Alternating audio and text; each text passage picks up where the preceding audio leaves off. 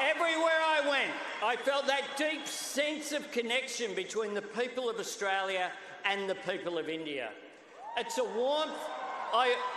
It is a warmth I also felt when I backpacked around India for 5 weeks in 1991.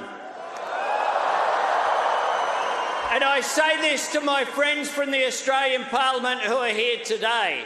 If you want to understand India, travel by train and video bus.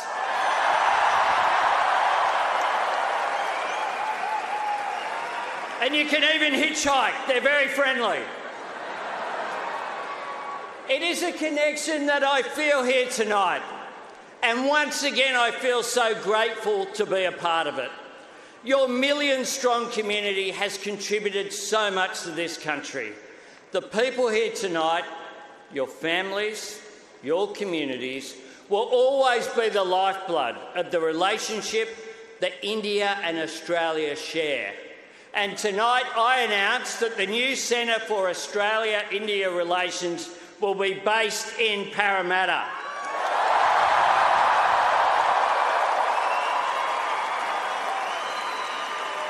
A place that itself is a testament to the vitality of the Indian-Australian experience. One that after last night has a proud Indian Australian, Samir Pandey, as its Lord Mayor. Congratulations. Now, we want to see more connections, more Australian and Indian students living and studying in each other's countries and bringing those experiences home. More business leaders and artists and families sharing your experiences and your knowledge and your ideas. Prime Minister Modi and I have just unveiled a plaque for the foundation stone of the Little India Gateway in Harris Park.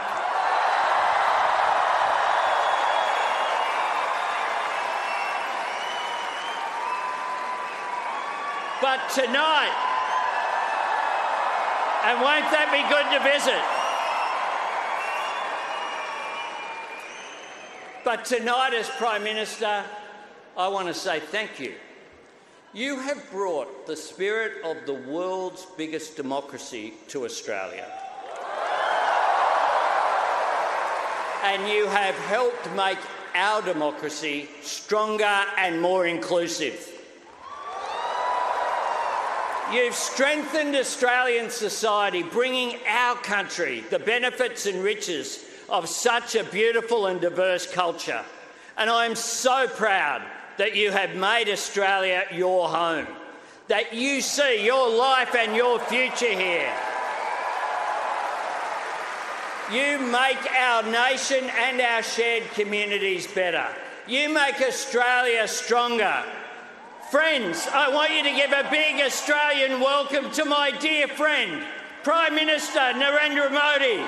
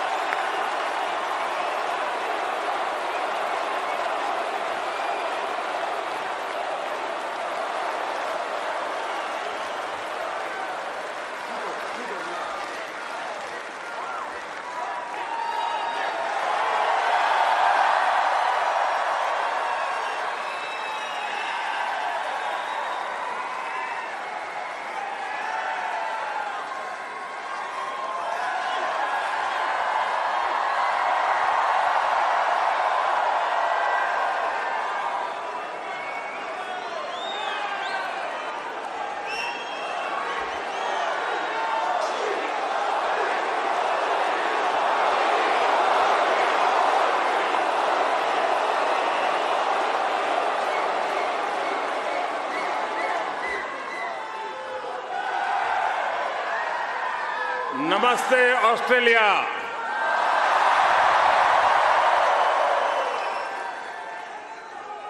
Australia के प्रधानमंत्री और मेरे प्रिय मित्र his excellency Albanese, Australia के पूर्व प्रधानमंत्री his excellency Scott Morrison,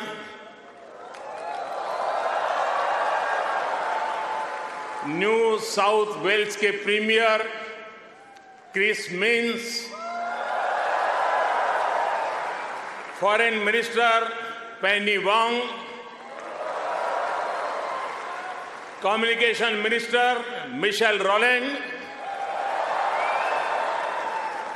Energy Minister Chris Bowen, Leader of Opposition Peter Dutton, Assistant Foreign Minister Tim Watts,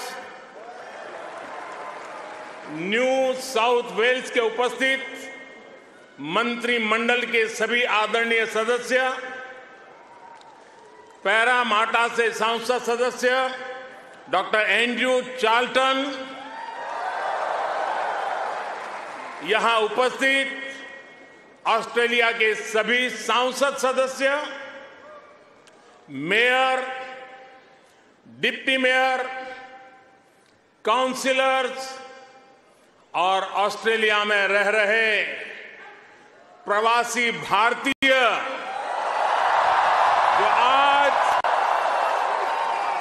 इतनी विशाल संख्या में उपस्थित हुए हैं, आप सबको मेरा नमस्कार।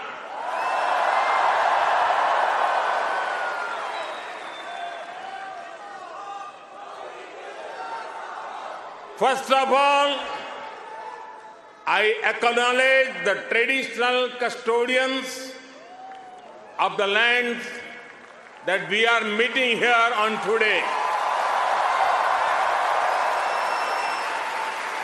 I pay my respect to their elders, past, present, and emerging.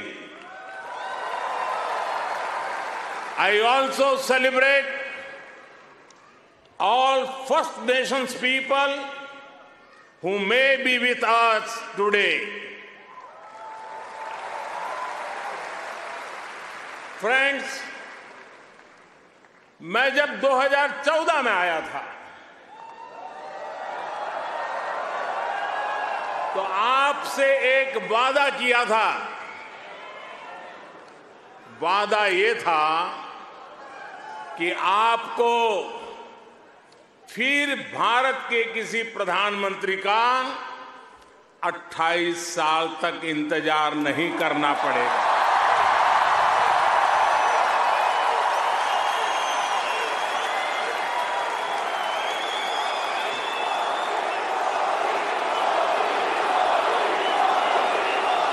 तो लीजिए, यहां सिडनी में इस ऐना में मैं फिर हाजिर हूं और मैं अकेला नहीं आया हूं। प्रधानमंत्री अल्बेनीजी भी मेरे साथ आए हैं। मिस्टर प्राइम मिनिस्टर, अपने बहुत व्यस्त कार्यक्रम में से हम सभी के लिए आपने समय निकाला है।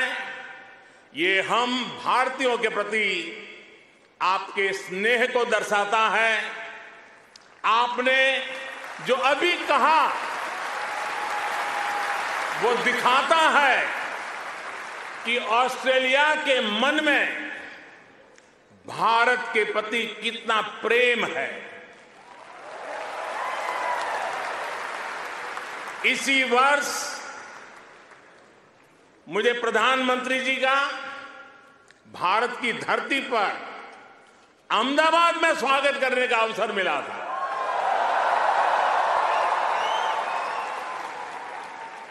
आज उन्होंने यहां लिटिल इंडिया के फाउंडेशन स्टोर को अनवील करने में मेरा साथ दिया है। मैं उनका बहुत बहुत आभार व्यक्त करता हूं। Thank you my friend Anthony.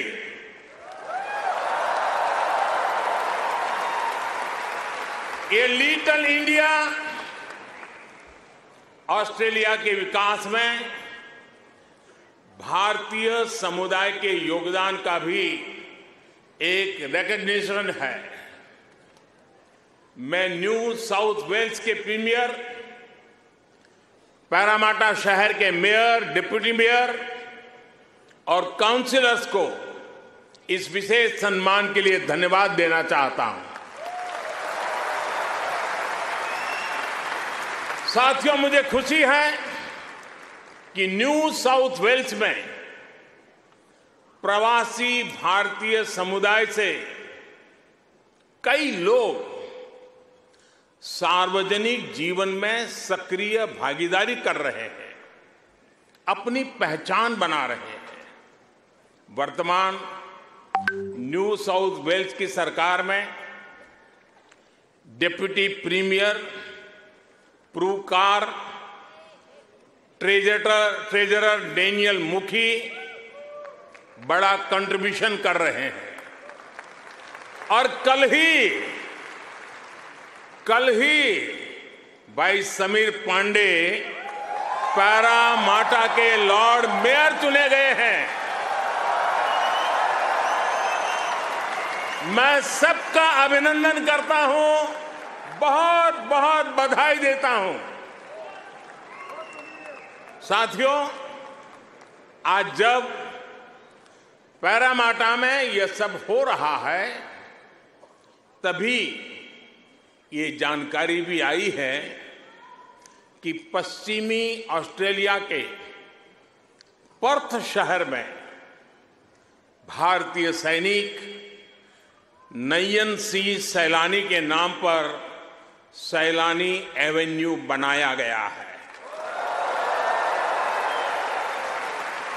उन्होंने पहले विश्व युद्ध में ऑस्ट्रेलिया की फौज के लिए लड़ते हुए वीर गति प्राप्त की थी।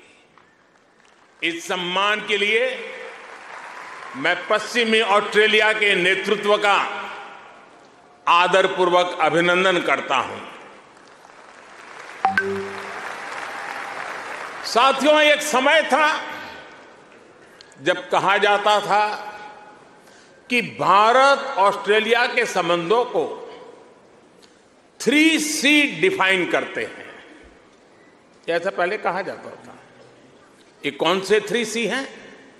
कॉमनवेल्थ, क्रिकेट और करी।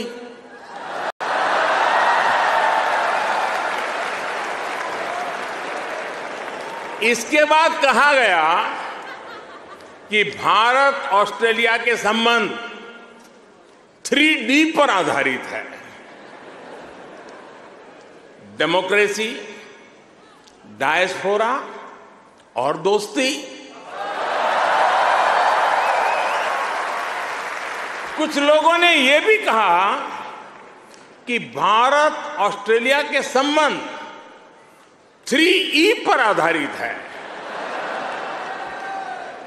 एनर्जी, इकोनॉमी और एजुकेशन।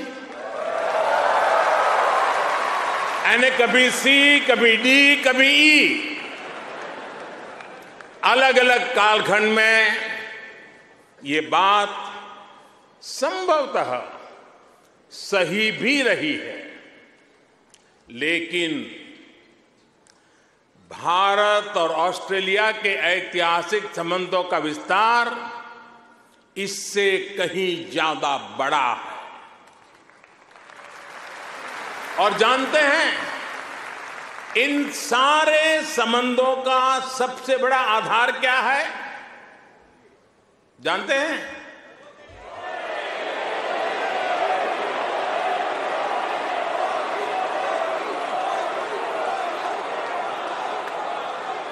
जी नहीं, सबसे बड़ा आधार है म्यूचुअल ट्रस्ट और म्यूचुअल रिस्पेक्ट।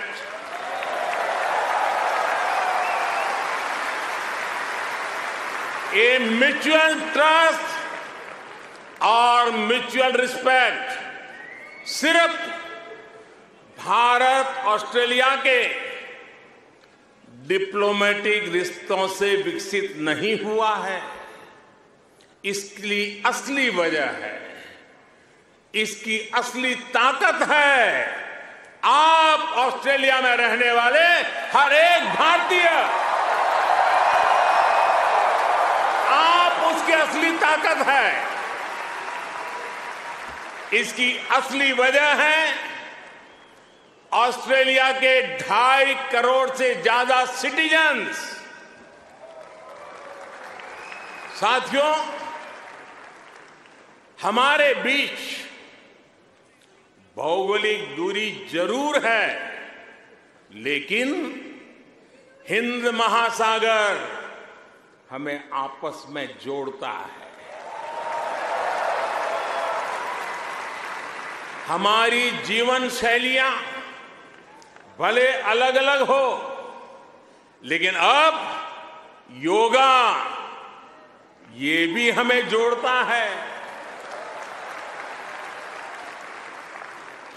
क्रिकेट से तो हम ना जाने कब से जुड़े हुए हैं, लेकिन अब टेनिस और फिल्में भी हमें जोड़ रही है। हमारे यहां खाना बनाने का तरीका भले अलग अलग है, लेकिन अब मास्टर शेफ हमें जोड़ता है।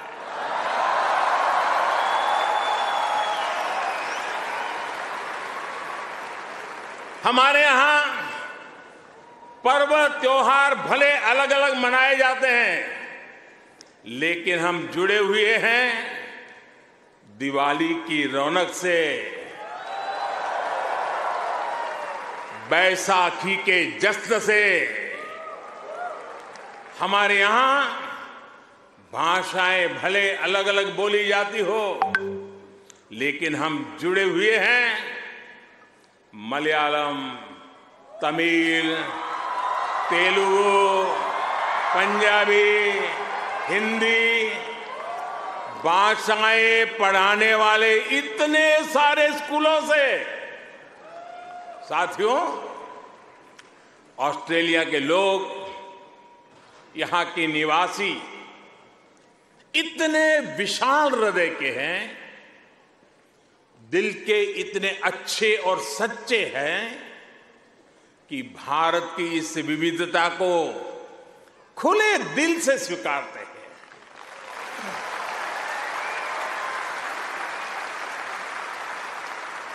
और यही वजह है कि पैरामाटा स्क्वायर किसी के लिए परमात्मा चौक बन जाता है।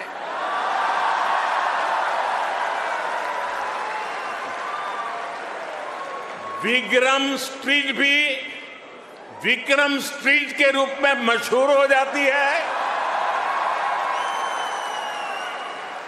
और हैरिस पार्क कई लोगों के लिए हरीश पार्क हो जाता है।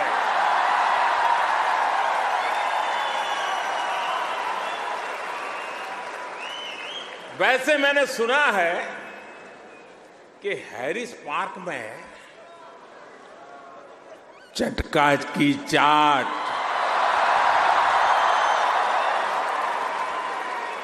जयपुर स्वीट्स की जलेबी, उसका तो कोई जवाब ही नहीं है। मेरी आप सबसे रिक्वेस्ट है, आप लोग कभी मेरे मित्र पीएम एल्बनीज़ी को भी वहां जरूर ले जाइएगा। और साथियों, जब खाने की बात चली है और चाट की बात चली है, तो लखनऊ का नाम आना भी स्वाभाविक ही है। मैंने सुना है सिडनी के पास लखनऊ नाम की जगह भी है, लेकिन मुझे पता नहीं वहां भी चाट मिलती है क्या। अच्छा, यहां भी तो शायद दिल्ली के पास वाले लखनऊ के लोग होंगे ही होंगे, है क्या? वाह, वाकई Delhi street, Bombay street, Kashmir Avenue, Malabar Avenue जैसी कितनी ही सड़कें यहां ऑस्ट्रेलिया में आपको भारत से जोड़े रखती है। मुझे बताया गया कि अब तो ग्रेटर सिडनी में इंडिया परेड भी शुरू होने जा रही है। मुझे जानकर भी बहुत अच्छा लगा कि हां, आप सबने आजादी का अमृत महोत्सव भी बहुत धूमधाम से मनाया है। यहां की कई सारी सिटी काउंसिल्स में बहुत सारे कार्यक्रम किए गए हैं। सिडनी ओपेरा हाउस जब तिरंगे की रोशनी से सराबोर हुआ तो यहां हर भारतीय का दिल खुश हो गया। हिंदुस्तान में भी जय जयकार हो रहा था। और इसके लिए मैं न्यू साउथ वेल्स गवर्नमेंट का विशेष तौर पर आभार व्यक्त करता हूं। साथियों, हमारे क्रिकेट के रिश्तों को भी 75 वर्ष पूरे हो गए हैं। क्रिकेट की फील्ड पर मुकाबला जितना रोचक होता है, उतनी ही गहरी ऑफ द फील्ड हमारी दोस्ती है। इस बार तो ऑस्ट्रेलिया की अनेक विमेन क्रिकेट प्लेयर्स भी पहली बार भारत में आईपीएल खेलने आई थी।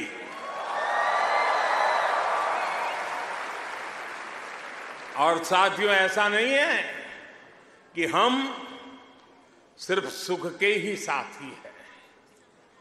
अच्छा दोस्त तो सुख का तो साथी होता है, दुख का भी साथी होता है।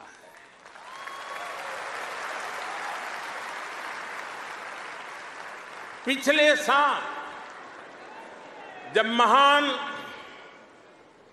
शेन वॉर्न का निधन हुआ तो ऑस्ट्रेलिया के साथ कोटि कोटि भारतीयों ने भी शोक मनाया।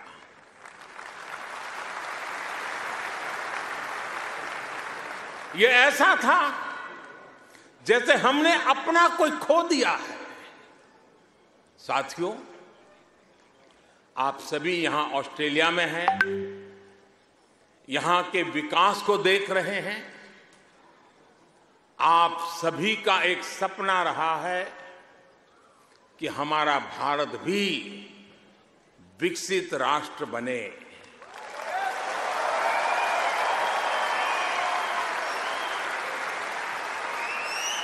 है ना आपका सपना? है ना आपका सपना? है ना आपका सपना? जो सपना आपके दिल में है, वो सपना मेरे दिल में भी है। ये मेरा भी सपना है। 140 करोड़ भारतीयों का सपना है। साथियों, भारत के पास सामर्थ्य की कमी नहीं है। भारत के पास संसाधनों की कमी भी नहीं है। आज दुनिया की सबसे बड़ी और सबसे युवा टैलेंट फैक्ट्री जिस देश में है, वो है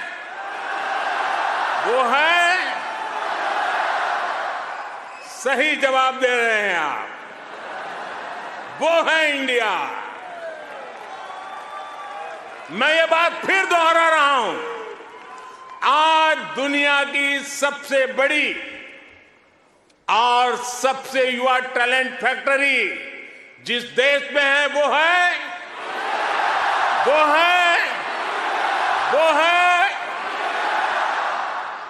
और अब मैं आपके सामने ऐसे ही कुछ फैक्ट रखूंगा। और आपसे सही उत्तर जानना चाहूंगा। ठीक है? रेडी? कोरोना की इस ग्लोबल पैंडेमिक में जिस देश ने दुनिया का सबसे तेज वैक्सीनेशन प्रोग्राम चलाया, वो देश है, वो देश है, वो देश है।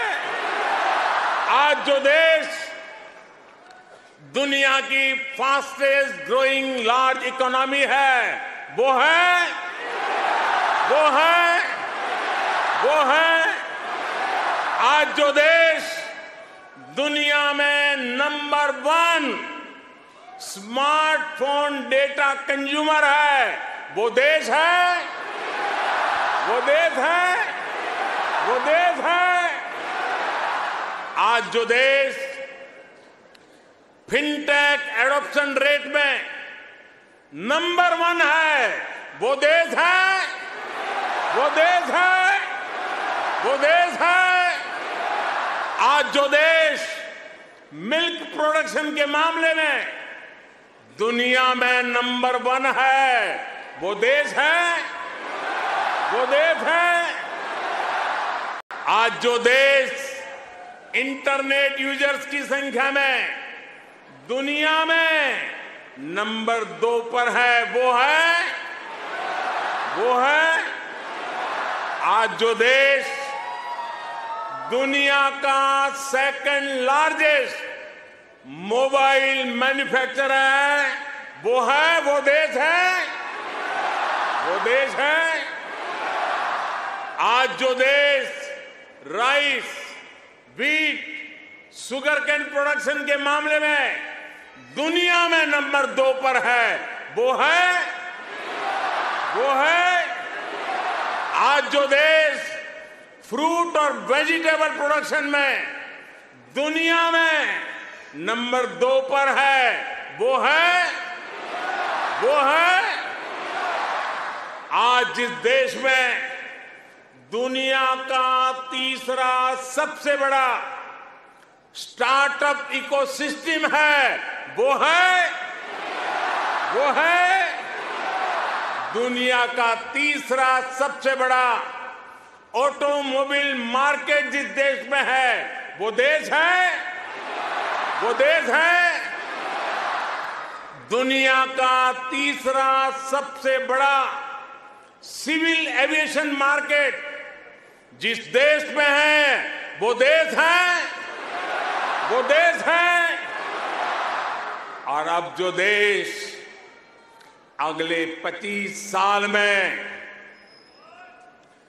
विकसित होने के लक्ष्य के साथ आगे बढ़ रहा है, वो देश है, वो देश है। साथियों, आज IMF भारत को ग्लोबल इकोनॉमी का ब्राइट स्पॉट मानता है। वर्ल्ड बैंक का विश्वास है कि ग्लोबल हेडविंड्स को अगर कोई चुनौती दे रहा है तो वो भारत है।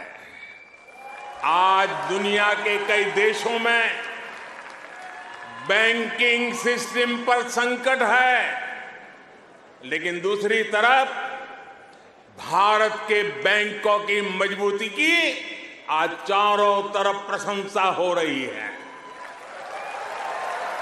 दुनिया में 100 साल में आए सबसे बड़े संकट के बीच भारत ने बीते वर्ष रिकॉर्ड एक्सपोर्ट किया है।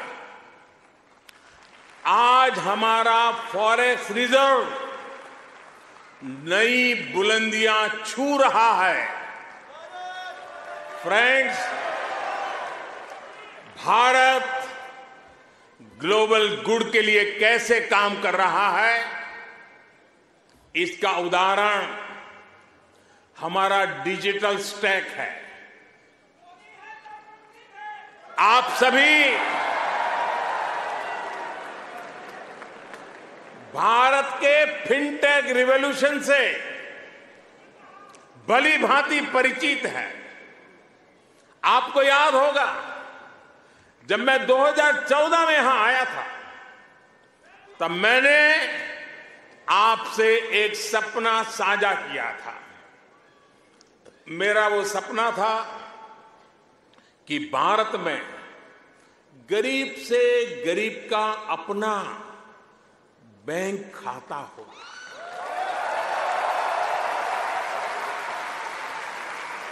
आपको गर्व होगा दोस्तों, आपको गर्व होगा कि पिछले 9 वर्ष में हमने करीब 50 करोड़ भारतीयों के यानी करीब 500 मिलियन बैंक अकाउंट खोले हैं।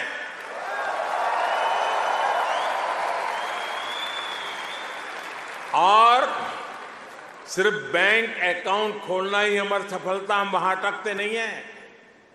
इसने भारत में पब्लिक सर्विस डिलीवरी के पूरे इकोसिस्टम को ट्रांसफॉर्म कर दिया। हमने Jan Dhan bank account, mobile phone और आधार आईडी की एक जैम ट्रिनिटी, JAM ट्रिनिटी बनाई है। आप सोचिए, इसे एक क्लिक पर करोड़ों करोड़ों देशवासियों तक डायरेक्ट बेनिफिट ट्रांसफर DBT संभव हुआ है। और आपको और खुशी होगी, बीते 9 वर्षों में यह आंकड़ा भी आपको बहुत आनंद देगा। बीते 9 वर्षों में 28 लाख करोड़ रुपए यानी 500 बिलियन ऑस्ट्रेलियन डॉलर से भी ज्यादा सीधे जरूरतमंदों के बैंक अकाउंट में भेजे गए हैं।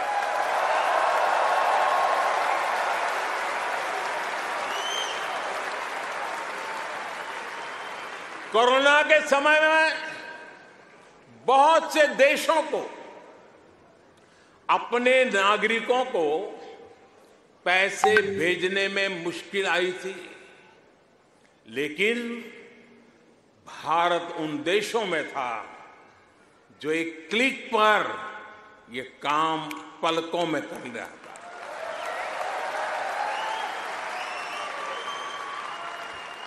यूनिवर्सल पब्लिक इंटरफेस यानी UPI ने भारत में फाइनेंशियल इंक्लूजन को नई ऊंचाई पर पहुंचा दिया है। आज दुनिया के 40% रियल टाइम डिजिटल पेमेंट्स अकेले भारत में होते हैं।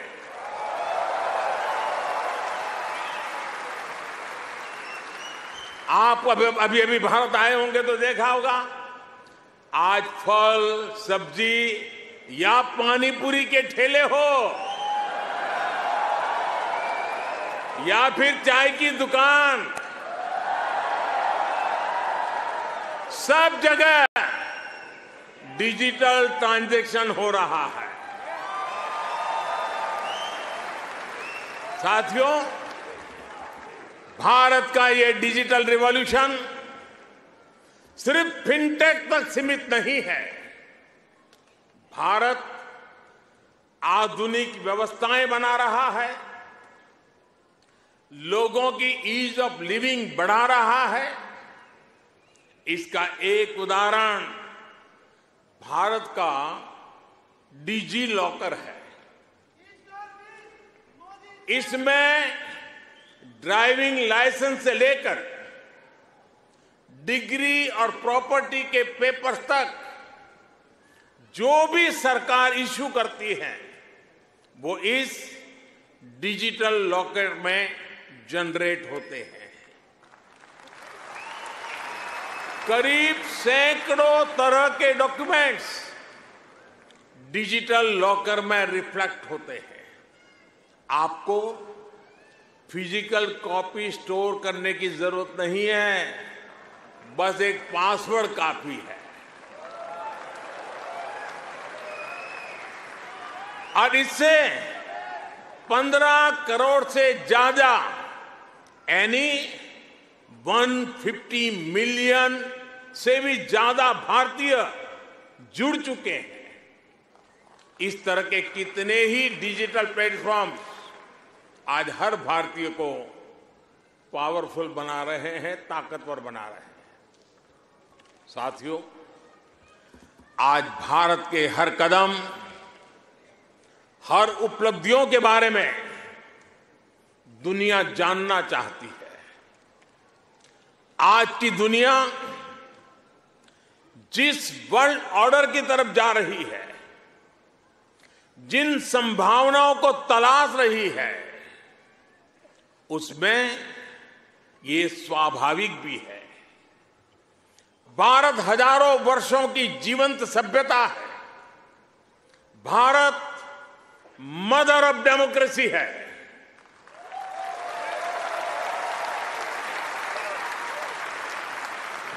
हमने समय के अनुसार खुद को ढाला है, लेकिन अपने मूल सिद्धांतों पर, फंडामेंटल्स पर हमेशा टिके रहे हैं।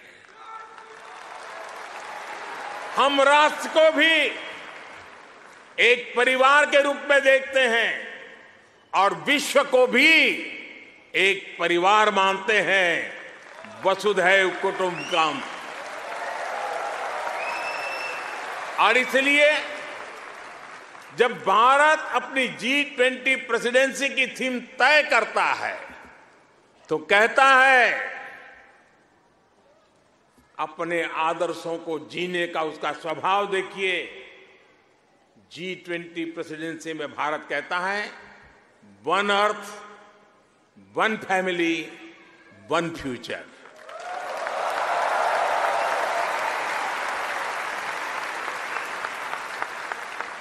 जब भारत पर्यावरण की रक्षा के लिए सोलर एनर्जी के बड़े लक्ष्य तय करता है तो कहता है वन सन, वन वर्ल्ड, वन ग्रिड। जब भारत वैश्विक समुदाय के स्वस्थ रहने की कामना करता है तो कहता है one earth, one health.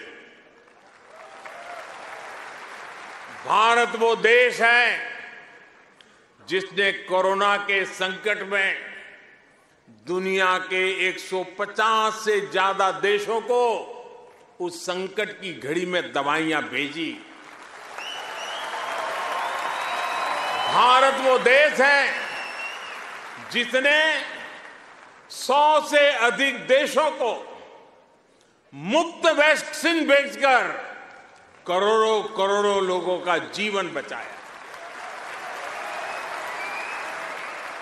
Corona के समय में आपने भी यहां जिस सेवा भावना से काम किया, वही हमारी संस्कृति की विशेषता है।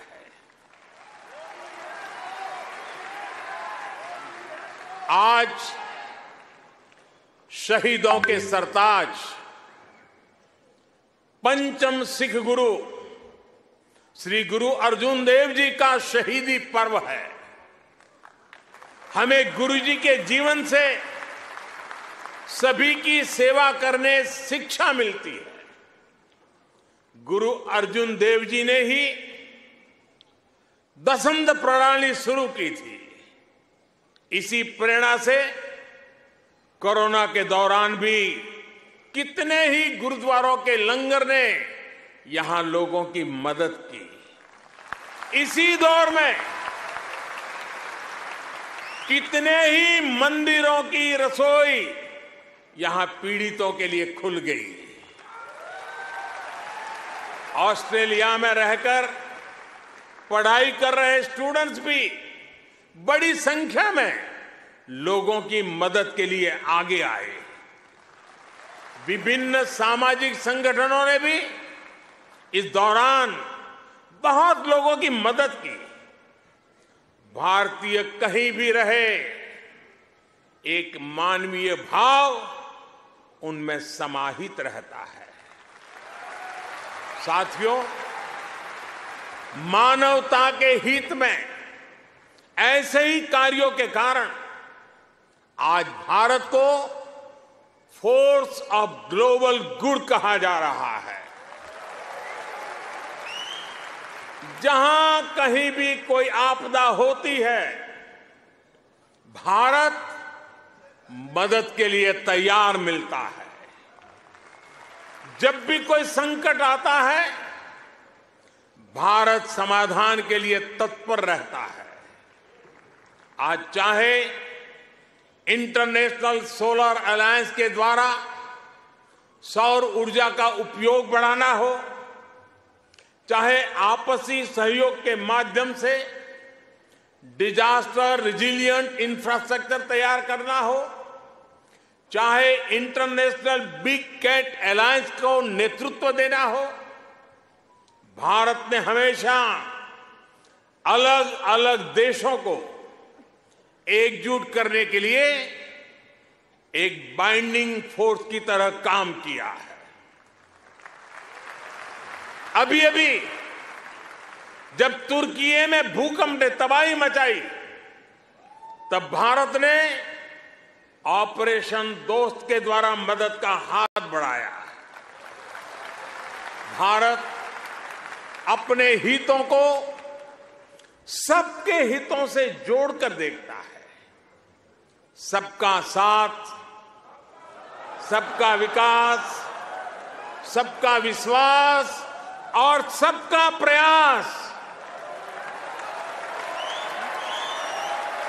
ये हमारी डोमेस्टिक गवर्नेंस का भी आधार है और ग्लोबल गवर्नेंस के लिए भी यही विजन है।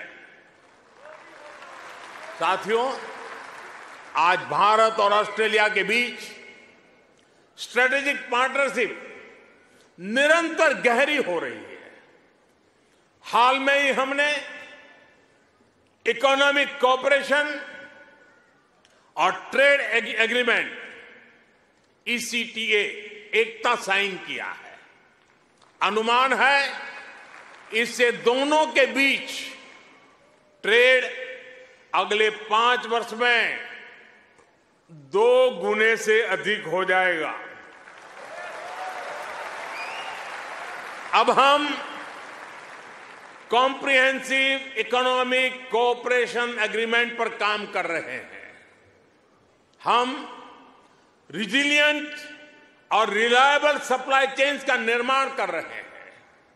इससे दोनों देशों के बिजनेस को बल मिलेगा ही, दुनिया को भी नया विश्वास मिलेगा। आज भारत और ऑस्ट्रेलिया के बीच कई डायरेक्ट फ्लाइट्स हैं।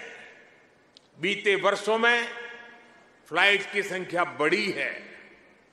आने वाले दिनों में इनकी संख्या और बढ़ेगी।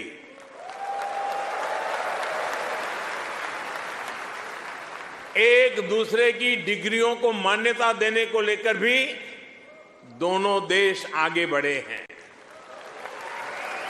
और इससे हमारे स्टूडेंट्स को बहुत लाभ होगा।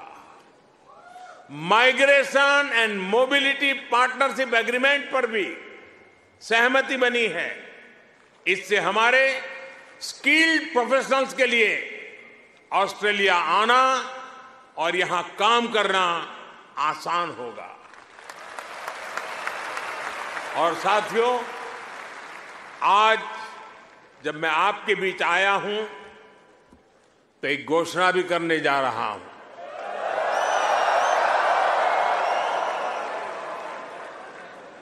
ब्रिस्बेन में भारतीय समुदाय की बहुत समय से जो मांग थी, अब उसे पूरा किया जाएगा।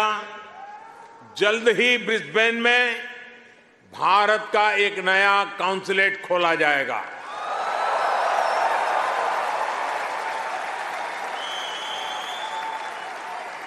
फ्रेंड्स, भारत और ऑस्ट्रेलिया की गहरी होती पार्टनरशिप मां भारती में आस्था रखने वाले प्रत्येक व्यक्ति को सशक्त करेगी। आपके पास टैलेंट है, अपनी स्किल की ताकत है और साथ ही अपने कल्चरल वैल्यूज भी है। ये वैल्यूज आपको ऑस्ट्रेलिया के लोगों के साथ घुल मिलकर रहने में बड़ी भूमिका निभाते हैं। मैं कल ही पापुआ न्यू गिनी से आया हूं। वहां मैंने स्थानीय भाषा में तमिल साहित्य तिरुकुरल के अनुवाद का लोकार्पण किया। ये अनुवाद वहां भारतीय मूल के एक स्थानीय गवर्नर ने किया है।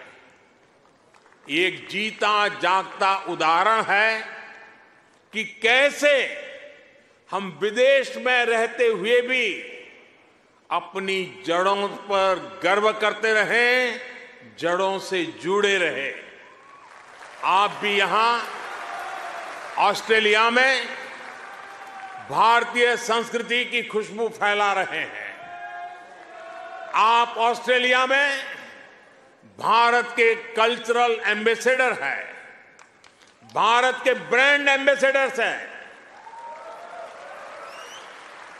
साथियों, मैं मेरी बात समाप्त करने से पहले आपसे कुछ मांगना चाहता हूं। देंगे? आवाज जरा धीमी हो गई। देंगे? पक्का? प्रॉमिस? मैं आपसे ये मांग रहा हूं और आपसे आग्रह करूंगा कि आप जब भी भारत आए, अपने साथ कोई न कोई ऑस्ट्रेलियाई मित्र और उनके परिवार को भी साथ लेकर के आए।